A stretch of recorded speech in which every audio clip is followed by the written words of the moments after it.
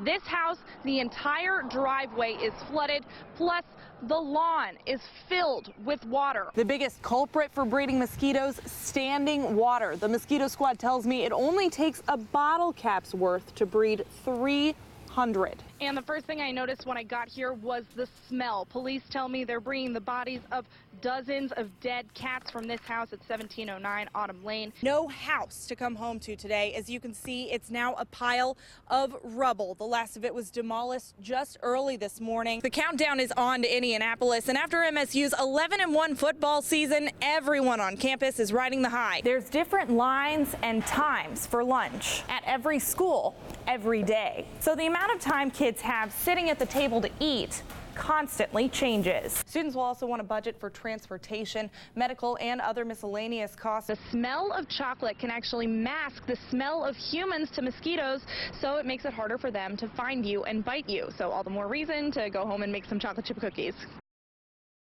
Our doors are constantly locked to where they used to not be locked all the time. Laura White and her boyfriend Michael Mowry weren't surprised when they heard about the shooting and home invasion Thursday. In the summertime, we had our windows open. That can't happen.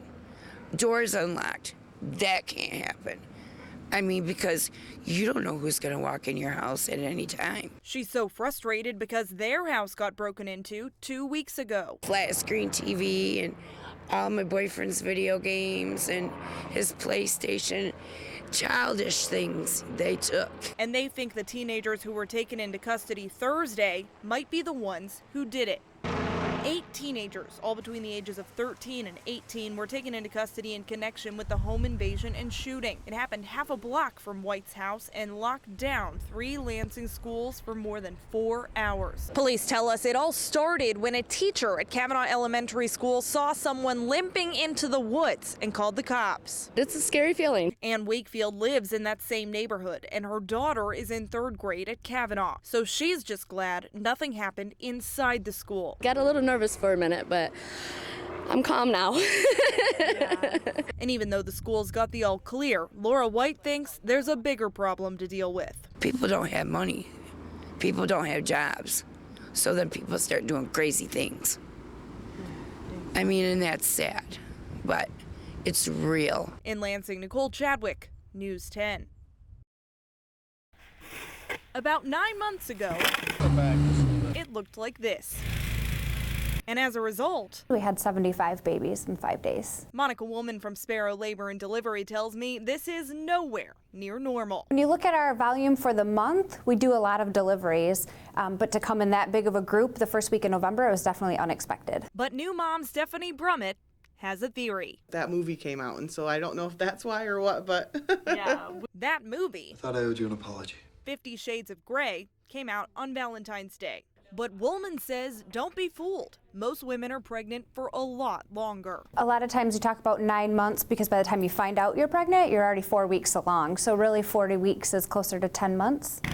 So that big storm that closed schools and offices in January could be to blame, too. This little guy, Wesley Marshall, was born at 9:21 p.m. on Saturday at 9 pounds 4 ounces, and he's one of more than 100 babies already born at Sparrow just this month. ever since I've been in here, I think I've heard the bell go off, 10 or 15 more times, and I'm like, oh my gosh, they just keep coming. The bell that sings a lullaby every time a new baby is born. Really pulls the team together when we're busy.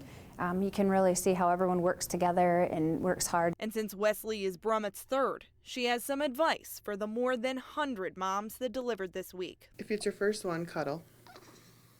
If it's any more than that, survive. In Lansing, Nicole Chadwick, News 10. Racing with the clock to eat your lunch and get back to class. She comes home pretty hungry. Kirsten Castle-Osmer's daughter goes to Bath Elementary. She'll sometimes grab the lunch to eat the leftovers. And comes home with food still in her lunchbox. And I'll ask her, why is, the lunch still here? And she'll say, well, I don't have time to eat it. And she's not alone. I talked to dozens of parents in multiple districts who said their kids complain too.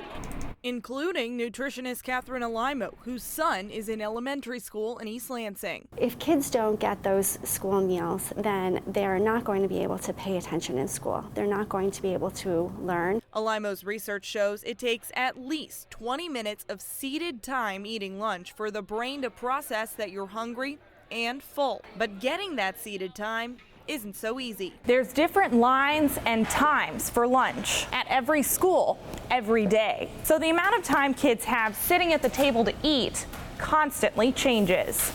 Most schools have between 20 and 40 minutes total for lunch period. That includes walking to the cafeteria, standing in line, recess, and getting back to the classroom. And they pay at the end. Which Bath Township Food Services Director Kathy Zeeb says isn't enough time, especially for the younger kids. They have a lot of choices that they have to make. They have to choose between a couple of different fruits and a vegetable, and they have to decide what kind of milk they want. And by that time, there's like, oh my gosh, I have to make all these decisions, and then they only get a few minutes to eat. So, how do we fix it? 17 states have regulations saying kids need a certain amount of time to eat. 3 of them require 30 minutes, 8 of them require either 20 or 25 minutes, 1 requires 15 minutes, and 5 of them, including Michigan, only say kids need adequate time to eat.